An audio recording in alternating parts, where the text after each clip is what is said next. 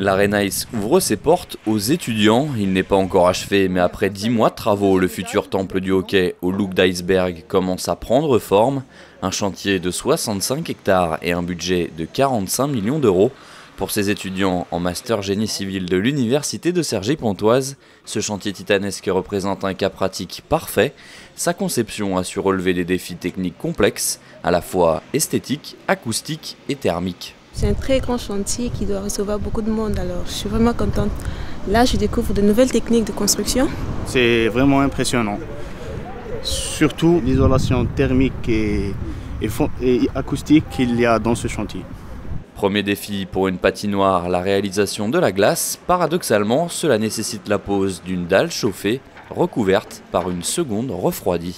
En fait, quand ça gèle, on augmente le volume et donc créer des fissures. Et le risque, c'est de faire éclater la dalle. Donc d'où une dalle chaude en partie basse pour que la terre soit toujours au sec et à une température constante. Ensuite, on a une phase de glaciation en partie supérieure où la glace, donc c'est de l'eau que l'on vient asperger sur une dalle béton. Dalle béton qui est mise en température à moins 10 degrés environ pour assurer un gel immédiat de la première brumisation et assurer ainsi une non-pénétration de l'eau dans la dalle de glace qui risquerait de faire elle-même éclater le béton par sa phase de gel. Avec une glace à moins 10 degrés, l'autre défi c'est le confort des 4500 spectateurs. Un système de diffusion de chaleur a été mis en place au plus près du public. Dans les tribunes de la patinoire principale sont mis en place des réservations dans les parties des gradins, donc pour amener du soufflage au niveau des jambes des spectateurs et ainsi créer une enveloppe, une ambiance, un confinement au droit des spectateurs pour leur assurer une température constante de 19 degrés.